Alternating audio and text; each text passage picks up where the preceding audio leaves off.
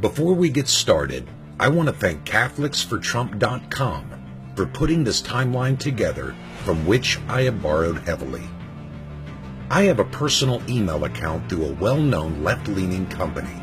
During the second week of August, I logged in to check my email and was immediately hit with an article stating that voters' #1 objection to Donald Trump had to do with his making fun of a reporter with a disability. I was both shocked and amazed that this was still an issue. Why? Because in reality, it never happened. The whole saga began on November 21st, 2015, when Donald Trump stated that he remembered seeing Arabs living in this country celebrating the 9/11 attacks, cheering as the Twin Towers came crashing down. He said, and I quote, "I watched when the World Trade Center came tumbling down, and I watched in New Jersey City, New Jersey, when thousands and thousands of people were cheering as that building was coming down. Thousands of people were cheering." A few days later, Trump was interviewed by former Clinton communications director and DNC operative George Stephanopoulos, who now works as the chief political correspondent for ABC News. Trump left out the thousands and thousands remark, but doubled down on his statement, saying, "There were people that were cheering on the other side of New Jersey, where you have large Arab populations. They were cheering as the World Trade Center came down. I know it might not be politically correct for you to talk about it, but there were people cheering as that building came down, and that tells you something." Now the media, especially the Washington Post, went after Trump with a vengeance, claiming that this was not true. Trump, they inferred, was either making it up or he was delusional. The same paper even went so far as to write a detailed article claiming to fact-check Mr. Trump. After an exhaustive review, the Post lectured that there was absolutely no evidence of Trump's claim and deemed it false. But Mr. Trump was neither wrong nor delusional. Eventually, a video from a local CBS affiliate surfaced, which had been broadcast just 5 days after the 9/11 attacks, in which the news anchor said this: "After the attacks in New York, Washington, and Pennsylvania. However, what no one outside the terrorist task force knows is that just a couple of blocks away from that Jersey City apartment the FBI raided yesterday, and where they've had evidence removed, is another apartment building. One that investigators told me, quote, is swarming with suspects. Suspects who I'm told were cheering on the roof when they saw the plane slam into the Trade Center." Surely that was a slap in the face to the media, which had ridiculed Donald Trump.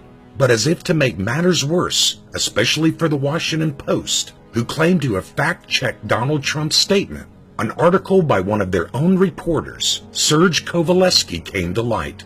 Kovaleski, writing for the Post on September 18, 2001, stated, and I quote, "In Jersey City, within hours of 2 jetliners plowing into the World Trade Center, law enforcement authorities detained and questioned a number of people who were allegedly seen celebrating the attacks and holding tailgate-style parties on rooftops while they watched the devastation on the other side of the river. With egg dripping off their faces, the Post had to do something." CatholicsForTrump.com writes, "Very embarrassing for the media, especially the Washington Post, which had done such a great job scouring news reports after 9/11 that they missed their very own story on the subject. It was in this state of embarrassment that the media was desperate to distract from the matter. The Washington Post ended up finding Kovaleski, now writing for the New York Times, so that he could do damage control. Kovaleski predictably tried to backtrack from his 2001 account, saying he didn't remember the details. So the now embarrassed Washington Post had Kovaleski release a statement in which he said, "I certainly do not remember anyone saying that thousands or even hundreds of people were celebrating. That was not the case, as best as I can remember." In an attempt to deflect the truth that there were people celebrating the destruction of the Twin Towers, the Post attempted to bring into question the numbers engaged in this barbaric activity. But it wasn't working. They needed to find something else, anything to deflect attention away from the sloppy research their fact-checkers did. A few days later, when Trump was at a rally in South Carolina, he commented on Kovaleski's attempt to backtrack his 2001 statement. He did this by moving his hands in a manner which showed someone flustered.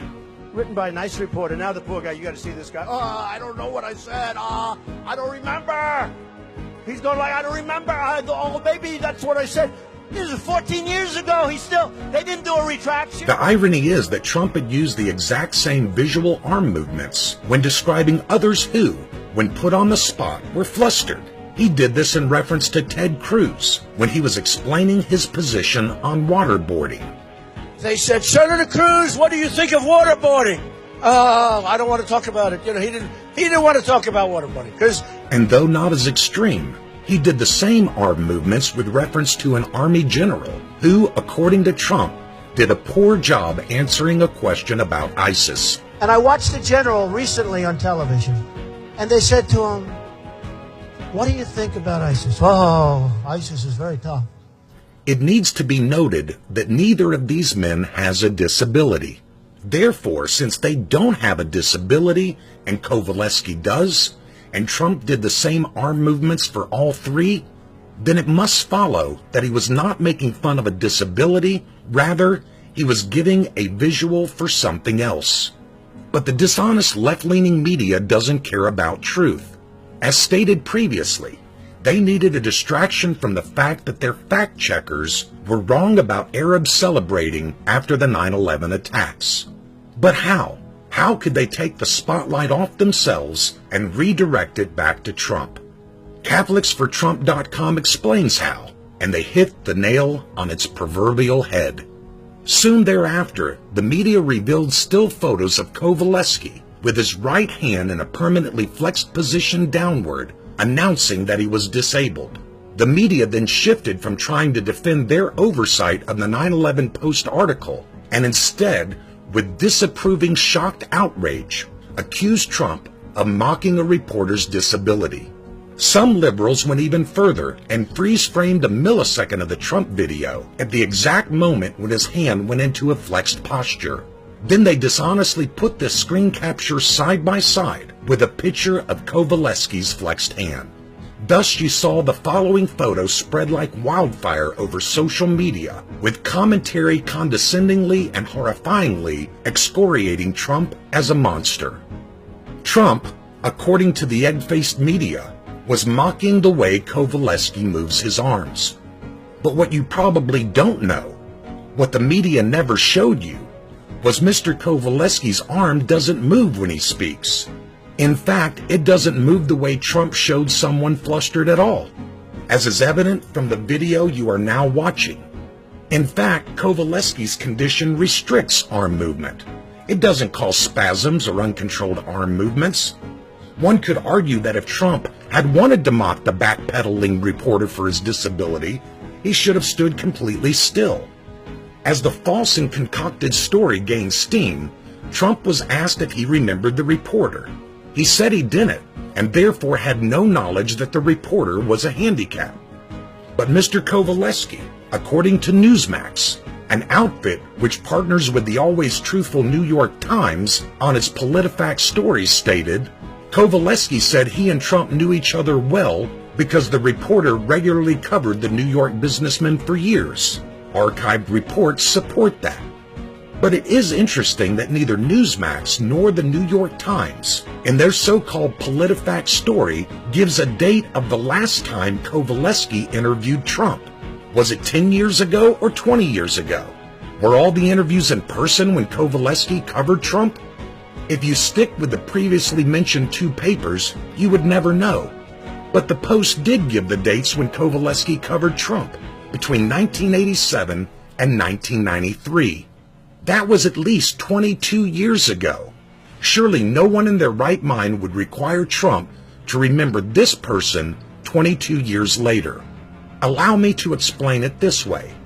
I had a friend who met a famous person 3 times. My friend loved to brag that he knew this person.